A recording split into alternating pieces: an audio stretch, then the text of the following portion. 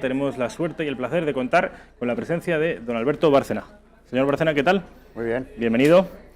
Señor Bárcena es abogado, es licenciado en Derecho y es doctor en Historia. Y un doctorado que me estaba comentando durante la publicidad, que es en realidad lo que le mueve, lo que me mueve a mí en realidad a invitarlo. Saben ustedes que parece que es algo recurrente, que el Valle de los Caídos se pone de moda, no para nada bueno, sino para dinamitarlo, para demolerlo, para ver qué demonios hacemos con ese mausoleo fascista en honor a solo una parte de las víctimas. Bueno, pues esto es lo que de vez en cuando los partidos de izquierda quieren perfilar, quieren abundar en ese perfil izquierdista y pues se sacan de la manga algo relativo al Valle de los Caídos. Bueno, pues quizá tengamos la suerte de contar con el señor Alberto Bárcena, uno de los mayores expertos que con respecto del Valle de los Caídos tengamos en España y en el mundo.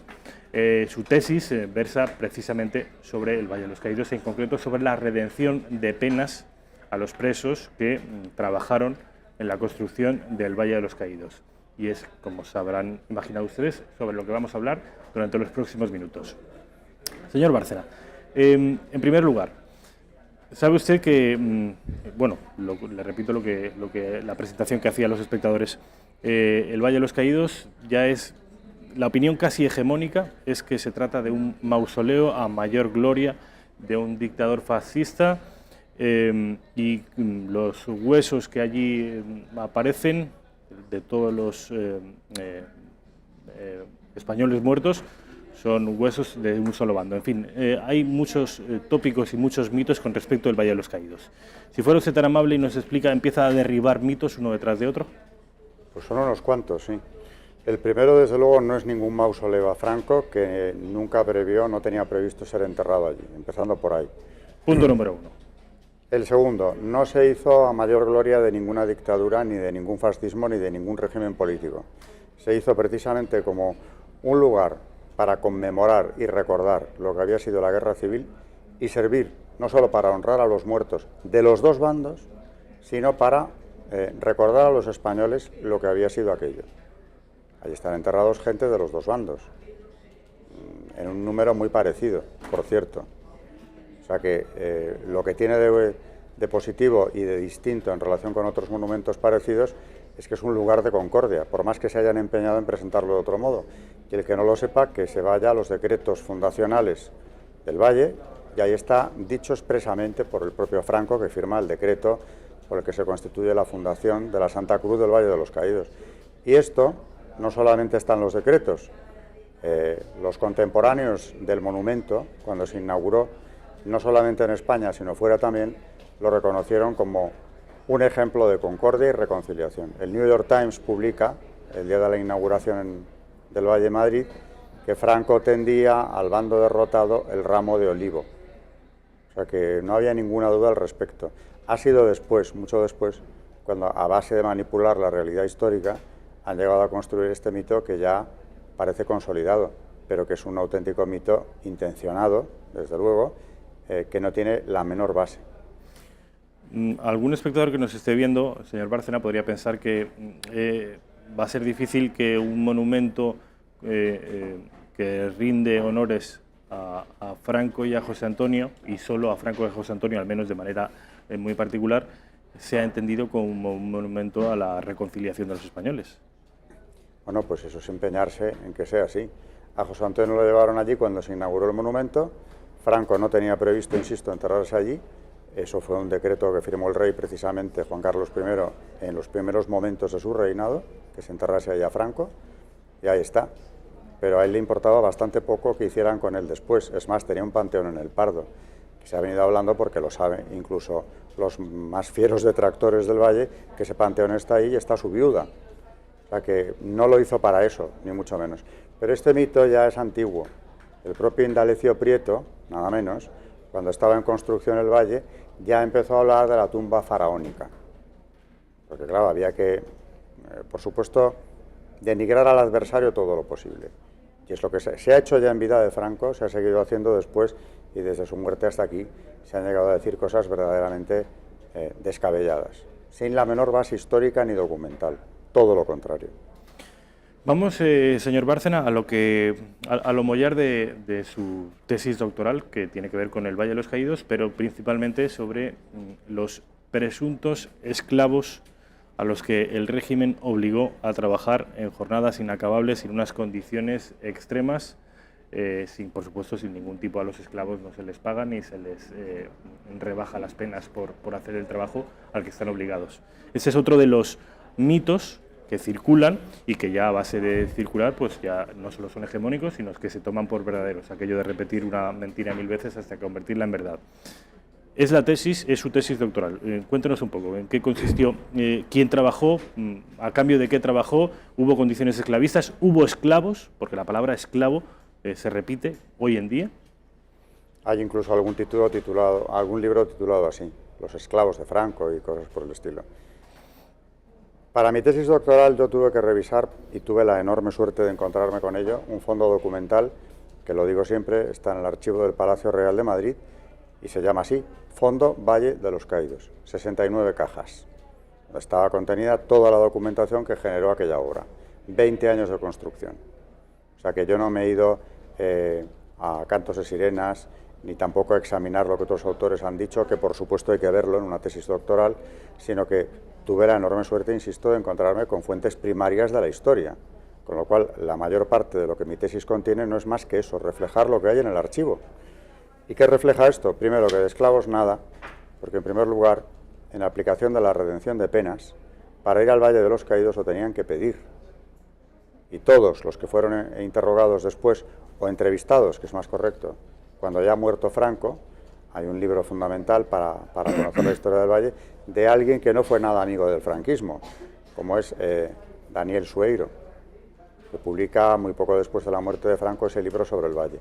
Y él todavía, por las fechas, consiguió entrevistar a unos cuantos de aquellos presos que habían estado en el Valle. Hasta esos reconocen que habían tenido que cumplimentar una instancia solicitando su traslado al Valle de los Caídos. ¿Por qué pedían ir allí? Pues evidentemente porque las ventajas eran enormes. En primer lugar, lo que yo me he encontrado, entre otras cosas, en el archivo, es que cobraba lo mismo un preso libre que un trabajador penado. Porque allí hubo mitad y mitad.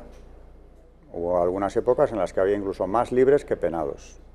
Es más, de 20 años que duraron las obras, presos solamente trabajaron allí durante 7, es decir, menos de la mitad de los años que duró la obra.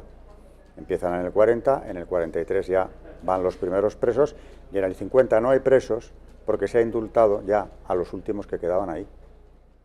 O sea que vamos a desmitificar, hay muchos más libres que penados en el Valle, si lo vemos con la perspectiva del tiempo, claro.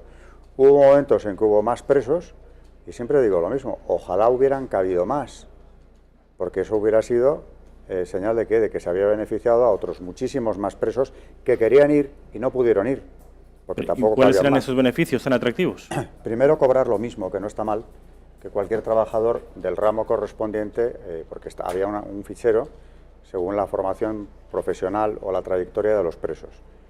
Entonces, según las necesidades de las obras, se iban colocando más o menos de un ramo o de otro, ¿no? Cobraban lo mismo. Hay un documento del 45, del 44, de Banús, Juan, no José, el hermano, Juan Banús, realiza una especie de memorial al patronato que llevaba las obras, haciéndoles ver lo que se insinúa en el documento es que quizá no le compense mantener las condiciones en las que consiguió la contrata, porque empieza a hablar de datos concretos. Estaba ganando lo mismo un libre que un penado, lo mismo, que era lo que marcaba entonces un salario en ese tipo de producción. Los peones, concretamente, que estaban haciendo las carreteras, cobraban todos, libres y penados, 10 pesetas de salario, pero exactamente lo mismo. Cargas, que también lo dice él, las cargas que tenía, las cargas sociales, son las mismas, prácticamente. Hay algún seguro que tienen los libres que no tienen los presos, porque ese seguro repercute sobre el Estado. Es decir, al fin y al cabo son penados. Por tanto, de su seguridad en muchos aspectos tenía que ocuparse el Estado, más que la contrata. Por lo demás, cargas sociales, las mismas. Encima redimían condena por estar allí, que era lo previsto por el sistema de redención de penas. Empezaron redimiendo 2 días. ¿Por cada día trabajado? Por cada día trabajado, y acabaron redimiendo 6. Pero es que además se les contabilizaban las horas extra, si querían hacerlas, los destajos, si los hacían, los días que no trabajaban, como los domingos, las bajas por enfermedad se contaban como días trabajados también. Lo que me está usted contando, de verdad que estoy alucinando. Pues esto no es nada más que el principio de algo mucho más impresionante. Por ejemplo, hasta ese punto ha llegado la mentira en nuestro país de que las condiciones no solo eran, en fin, neutrales, sino que eran absolutamente ventajosas, incluso desde el año 2018, muchas décadas después, son condiciones extraordinarias. No nos gustaría a la mayoría que unas condiciones, pues eso, que las horas trabajadas, el destajo, los días libres. Vamos a ir a lo más importante quizá porque el tiempo es limitado, pero si ya hablamos de ventajas, está por ejemplo el poder llevar a las familias. Cuénteme eso, lo del pueblecito que se trata, a ver, esto sí, también es muy interesante. En el Valle hubo unos destacamentos penales, unos poblados donde vivían los presos, los libres y en muchas ocasiones las familias de presos y de libres, donde por cierto no hubo el menor roce entre ellos. Lo pedían, llevaban a la familia a veces iba de visita y otras veces se quedaba. ¿Y vivían con el preso? Sí, en la casa del preso. ¿Pero y esto de un pueblo, que se creó un pueblo de la nada? ¿O eran chamizos, no, sí, o eran tiendas de campaña? Eran poblados, no, al principio eran como unos barracones de madera, luego se hicieron unas casas de piedra que fueron demolidas, porque claro, la finalidad del monumento ya no contemplaba eso, solo queda uno de ellos, que luego se ha utilizado para empleados de patrimonio nacional, que está muy cerca de la basílica. Los demás se arrasaron al acabar las obras. En esas casas, bueno, las familias que vivían ahí, te encuentras con casos tan llamativos como presos o libres, pero más presos, que habían llevado allí a niños, tenían niños en acogida, cuyos padres eran libres y vivían fuera del valle. Pero siempre explican que los tienen ahí para repartir las cargas familiares.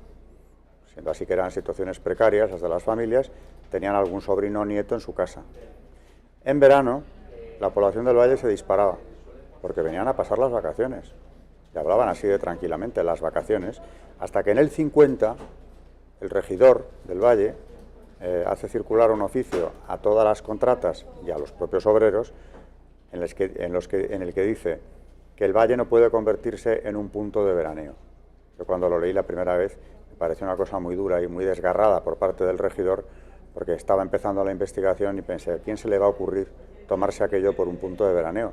Pero es que empiezas a ver las cartas de los trabajadores que quedaban obligados a explicar a quién tenían en casa y por qué. Y entonces ves que sí, que era punto de veraneo porque lo dicen ellos. Es que lo dicen ellos.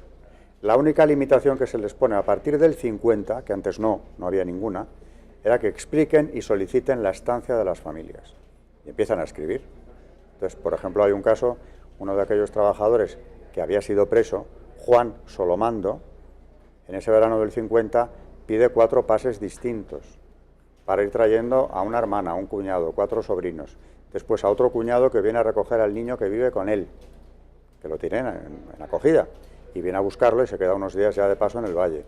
Y después de haber pasado por ahí 3 grupos distintos, ya en septiembre pide también la estancia de su suegra, que también se le concede. El tal Juan Solomando que era preso. Era un preso. Iba pasando toda su familia a veranear por Era un preso que, bueno, la libertad la alcanzaban enseguida porque hay otro dato que es muy, muy impresionante. Al acabar la guerra se forman unas comisiones de revisión de sentencia, para revisarlas de los consejos de guerra. Y por esas comisiones quedan conmutadas la friolera de 16.300 penas de muerte, que no se van a cumplir, y se convierten en la pena inferior en grado, 30 años de prisión. De esos 30 años, que son los que empiezan a llegar al valle, todos con delitos de sangre, yo no he visto ninguno que tuviera 30 años de cárcel que no tenga delitos de sangre, y no estoy hablando de muertos en combate en la guerra, por supuesto no me refiero a eso. De retaguardia. La retaguardia. Y ahí están los consejos de guerra, que también he publicado en mi libro alguno de ellos. Algunos de estos presos tenían 2 penas de muerte y más, por lo que habían hecho en retaguardia. Bueno, pues de esos 30 años que les habían caído y venían de penas de muerte, algunos en 6, 5 años habían redimido la condena. También es verdad que se iban acogiendo a indultos. Hay indultos constantemente. Durante el franquismo, en esos años, hay uno, sobre todo en los 40 hubo varios, pero hay uno ya casi definitivo que solamente deja al margen a los que tengan los delitos más graves. Pero es que los tienen, yo he visto algunos que a los 6 años de llegar al Valle eran libres. ¿A los 6 años? Hombre, venían ya de una prisión, habían cumplido una parte de la condena en prisión, pero en 6 años he visto algunos casos concretamente de presos que les quedaban 20 años de condena y esas las han redimido en 6. Hombre, si me dice usted que por cada año al final redimían 6... Claro. Por cada día de trabajo, 6 de condena. Por cada día de trabajo, claro. Y en el 50, el arquitecto Diego Méndez ya le pide a Franco que aquellos últimos presos que aún había en el Valle sean indultados, porque eran pocos y tampoco tenía sentido. Y Franco dice que adelante. Se indultan. Se indultan. Y aquí viene otra parte interesante de la historia, es que muchos de estos, siendo libres, se quedan allí y siguen trabajando hasta que ya no había absolutamente nada que hacer. Luego, cosas también llamativas, aparte de los siguen trabajando por dinero, o sea, sí, claro. Ellos no tenían ninguna obligación. Bueno, en realidad ningún preso tuvo la obligación. Ninguno fue allí forzado. No hubo trabajos forzados, no hubo esclavos, no hubo nadie que no trabajara cobrando. Pero a los presos y a los libres, por supuesto, pero no hubo ningún preso que no cobrara, no hubo ninguno que no redujera su condena. Y luego, claro, cuando se iban de allí, al cesar las obras, ese es otro de los asombros que tuve yo, veo que se acuerda Patrimonio, bueno, el Consejo de las Obras, y lo llevan al Consejo de Patrimonio, ir colocando en otros trabajos dentro del propio organismo a los que van cesando en el Valle, porque las obras se estaban acabando. Y aparte de colocarles, que algunos por supuesto se colocaron, se les ofrece la oportunidad de una vivienda en Madrid por un precio simbólico de alquiler. Viviendas protegidas, claro. Y se apuntan en la lista los que quieren. Y por ese procedimiento muchos de los presos acaban viviendo en viviendas de protección oficial en la capital de España, después de haber estado en el Valle, pues algunos desde el 43 hasta el 50 y tantos. ¿Que las obras se acaban en el Valle en qué año? ¿60? Ya en el 60, bueno, el 59 se inaugura, quedaban remates. En el 60 ya no hay nada que trabajar allí, prácticamente. Está hecho todo lo principal, ¿no? Y claro, ya hay mucha gente que sobra. Pero eso de las viviendas, yo me encontré con la viuda del primer muerto del Valle. Ah, bueno, lo de los accidentes, esto. Lo de por ejemplo, no, esa es otra. En fin, que es que no sé por dónde empezar porque hay mucho que desmitificar aquí, ¿no? Usted, con todo esto que nos está contando, a medida que lo fue investigando y que fue conociendo la verdad, aunque yo entiendo que usted ya sospechaba cuál podría ser la verdad y cuál la mentira, pero a medida que va descubriendo que la verdad no solo es diferente, sino que es antitética al relato oficial que hoy vamos conociendo, ¿cuál es su sensación? ¿Cómo se le queda al cuerpo? ¿No se pregunta cómo es posible que hayamos llegado a comprar este relato que es absolutamente falso? Bueno, yo venía ya comprobando que la historia, sobre todo la reciente de España, se ha manipulado hasta límites inconcebibles. Por tanto, contaba con una manipulación, evidentemente, en el Valle de los Caídos. Pero aún así, contando con ello, me sorprendió lo que me encontré, porque las ventajas de ir allí eran verdaderamente increíbles. No he hablado de la escuela, a la cual asistían los hijos de los presos, los de los libres, los de los funcionarios de prisiones que vivían allí, todos juntos. A los hijos de los presos todos, con los hijos de los todos, trabajadores. A la escuela todos juntos. Y dice usted que nunca hubo fricciones, ni peleas, no he visto, ni rojo, ni fascista, ni... He visto peleas, pues por ejemplo, entre vecinas. Hubo una pelea bastante llamativa en que una vecina agredió con una plancha a otra, pero por una pelea entre ellas, por cuestiones domésticas, digamos, pero nada que ver con lo político. Esta mujer se la sacó del Valle, claro, después del planchazo a la vecina, pues era peligrosa, ¿no? Aunque su marido sigue viviendo allí, ella se va al Escorial. Eso es el roce más grande que he visto yo ahí. Entre ellos, ninguno. O sea, a mí lo que me llamaba la atención era la convivencia que allí hubo entre todos estos grupos, sin ningún problema. El maestro de la escuela, Gonzalo de Córdoba, que había sido un preso republicano, con una trayectoria también que recojo en el libro, acabó siendo el maestro. A ese lo sacaron de la cárcel, le ofrecieron ir al Valle como maestro, es decir, ejercer su profesión en el Valle, pero naturalmente cobrando. Y sigue siendo maestro, pero ya allí. Un maestro republicano, que el franquismo lo coge y se lo pone de maestro, le rehabilita a los niños del Valle, hijos de presos, de libres y de funcionarios. Todos ellos, por cierto, acabaron el bachillerato en el Instituto San Isidro de Madrid. Los traía Gonzalo de Córdoba, el maestro los traía a examinarse. Todos acabaron el bachillerato. Y de aquellos que yo he podido seguir la pista, de los que he podido, han ido a la universidad después. Hubo otra escuela para pequeños, los que estaban todavía en una edad preescolar, que esa la organizó La Mana, que es uno de los que protagonizaron una famosa fuga del Valle con Sánchez Albornoz. Pues el amigo de Sánchez Albornoz, que se fue con él, tuvo también o montó allí una escuela de primaria, diríamos, no, ni eso, preescolar.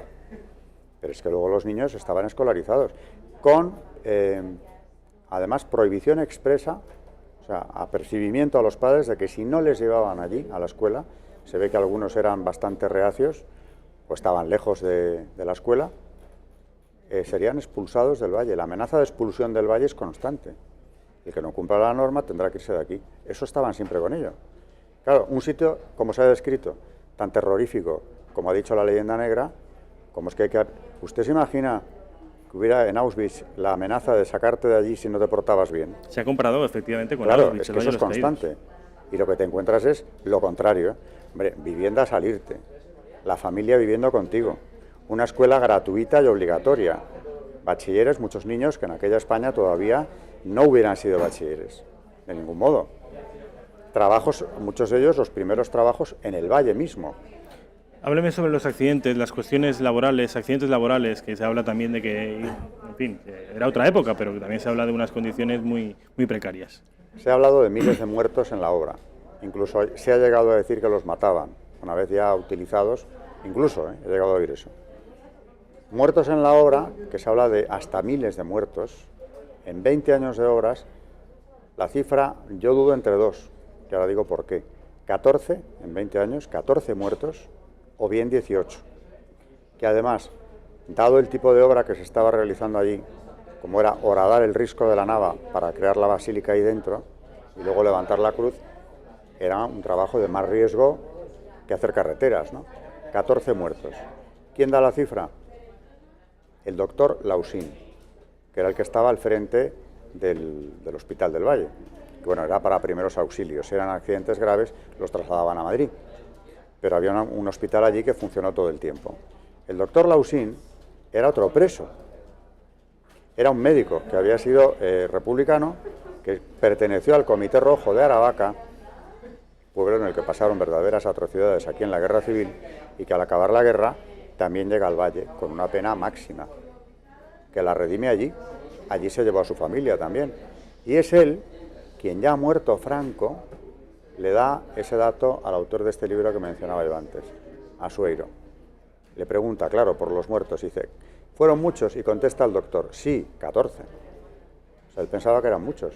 Pero mire, 14 muertos en 20 años de obras, además luego hay que ver por qué murieron. Hay, por ejemplo, accidentes de tráfico. Pues un empleado que se subió a un camión en la parte de atrás porque bajaba el camión al poblado de entrada, él quería bajar allí y se subió detrás, se cayó en una curva, se mató.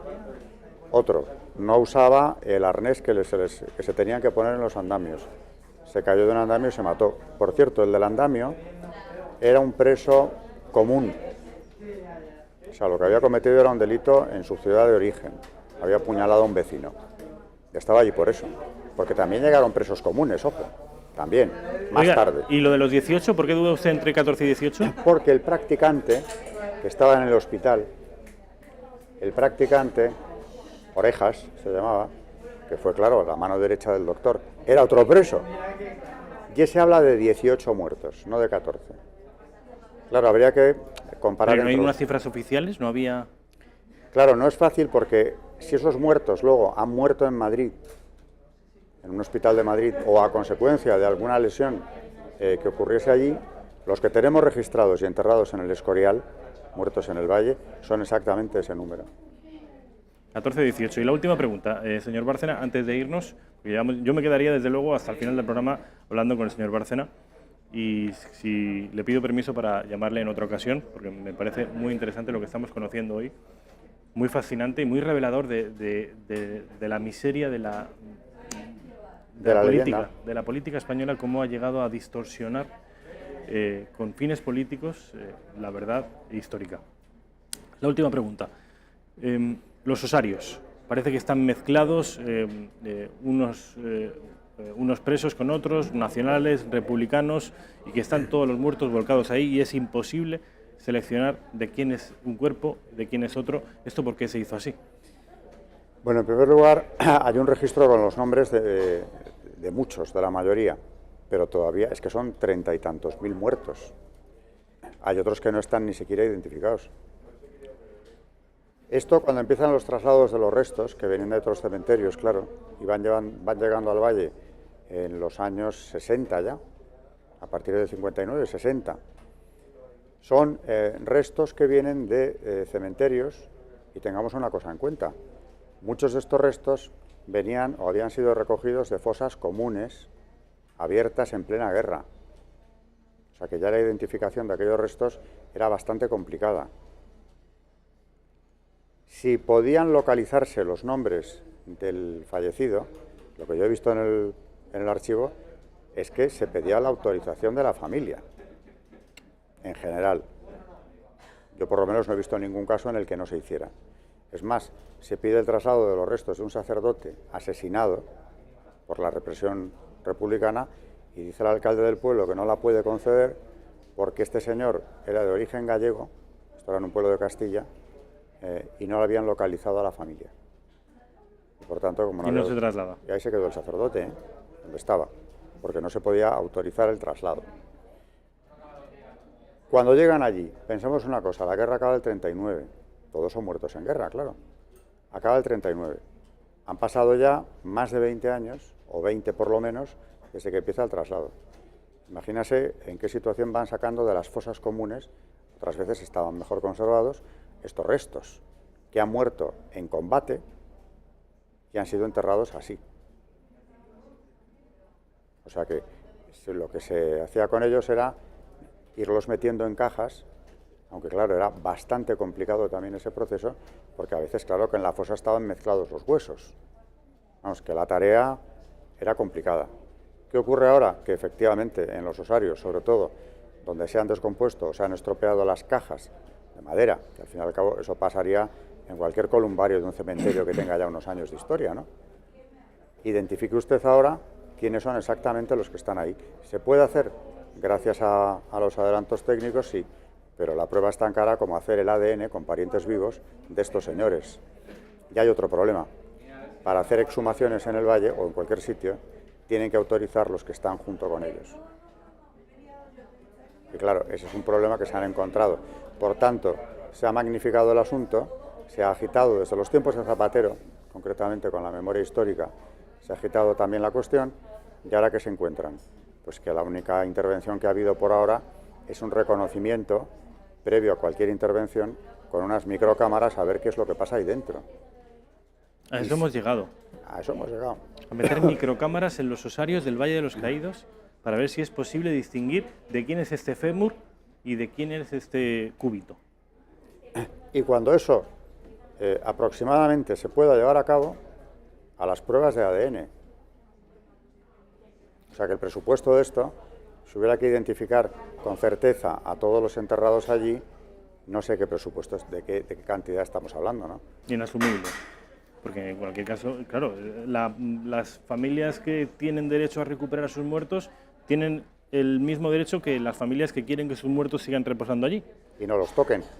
Entonces, claro, a mí me parece desde luego una locura y que sobre todo da la medida del nivel de enajenación al que ha llegado la política española, según qué política española. Señor Bárcena, ha sido un placer. Igualmente. Gracias. Con su permiso, le volveré a llamar en el futuro.